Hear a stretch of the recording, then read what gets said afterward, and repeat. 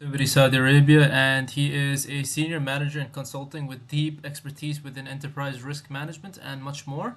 He has led many different multi-jurisdictional projects within Saudi Arabia, UAE, Kuwait, and he's worked with a lot of committees. He's worked with a lot of regulators and senior executives. He's very passionate about shaping forward-looking risk strategies, and he's an advisory on capital and liquid optimization and supporting banks when it comes to geopolitical challenges and such. Can you describe a major project or a change in an initiative that you led recently? And furthermore, could you explain how you motivated your team in order to achieve the goals? Did you use a transactional form of leadership where you used some kinds of incentives, or were you more based around a transformational type of leadership where you wanted to inspire them using a shared vision? Right. So, as part of our consulting engagement, these kind of challenges are often there, and we do face situation where projects are delayed or projects that comes with too much pressure, pressures in terms of timelines. So, how do we motivate our team members? That includes, of course, we have to show them their long-term growth, which help them which help them to remain motivated on working on the task. Also, there are financial incentives in terms of achieving goals in time, which transforms into some sort of bonuses in terms of cash rewards. So that's also kind of a motivation they get. So it's a mix of approaches which we use to keep them motivated. Okay.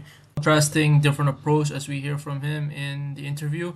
He uses a combination of both transactional leadership as well as transformational leadership. His transactional leadership comes in the form of many different financial incentives, which encourages efficiency from his team members. And his transformational side is where he inspires motivation, which gives employees something to look forward to. And this demonstrates a blended style of leadership where there's a good mix of both of them, which makes him very effective when it comes to leading organizational change. So moving on, related to this, could you walk me through a kind of a high stakes decision that you've had to make in the past where you didn't Hmm. necessarily have a clear solution beforehand? So, in order to approach this, what kind of information did you seek out, and how did you ensure that your ethical implications would be like? How did you approach the ethical implications of your decision? Hmm. So yeah, there comes time during the life of projects when we have to take decisions with minimal information. But Yeah. of course, the objective remains that we do the fact finding as much as we can about the matter in hand. Basis those fact finding, we try to take decision based on the information, no matter how much it is. But based on that information, we try to make those decisions to make sure that we don't land in any unexpected situation. So, to control the outcome, we try to take decisions with, of course, the information available and with the support of other team members who Yeah. help us assess the situation. Yeah. Okay. We see his decision making is very balanced. He uses a great emphasis on fact finding and avoiding unexpected outcomes, which shows he has a very strong analytical competency for gathering information. When he executes the theory of ethical reasoning, Mr. Fahad Fahim checks whether the decision is ethically sound and especially checks with the stakeholders as it requires a very, very high effective communication from the managers to keep their long term reputation. His decision making styles are overall described as a mix, but mainly as a rational decision making standard.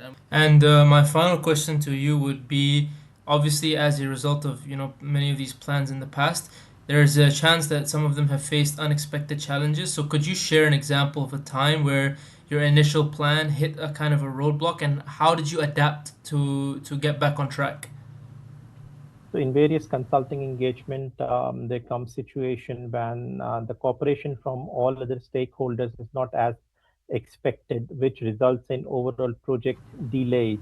So we have to use a range of tactics to deal with such a situation, which may include effective communication. That's one of them with the stakeholders, and which also includes documentation of our challenges, so Yeah. that at any point in time we are documented, and if required, we it may lead to escalations as well to the higher authorities, so that everybody is informed and challenges are dealt with.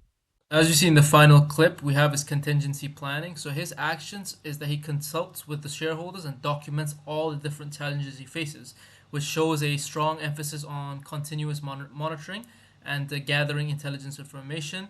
He reports this to the higher authorities, and this is what we learned in week 5 when we looked at contingency planning. So they're proactively setting the stage to implement different kinds of courses they could take, and that's what this is how they're reducing uncertainty and maintaining control over the operation, with the main theory being contingency planning. Gather from this is that the interview provided a lot of evidence that the manager uses lots of different uses of management theories that we've covered in the past. He has a very effective style of leadership because he uses a combination of both transactional and transformational leadership styles. However, the way he approaches high stakes decisions is through like rationality, and through strong fact finding. When it comes to contingency planning, he uses the idea of contingency planning by gathering information and reporting the challenges to the seniors, and this is how they reduce operational uncertainty. So the four things that we found overall from this interview is that he is a dualist leader where he blends both transactional and transformational methods.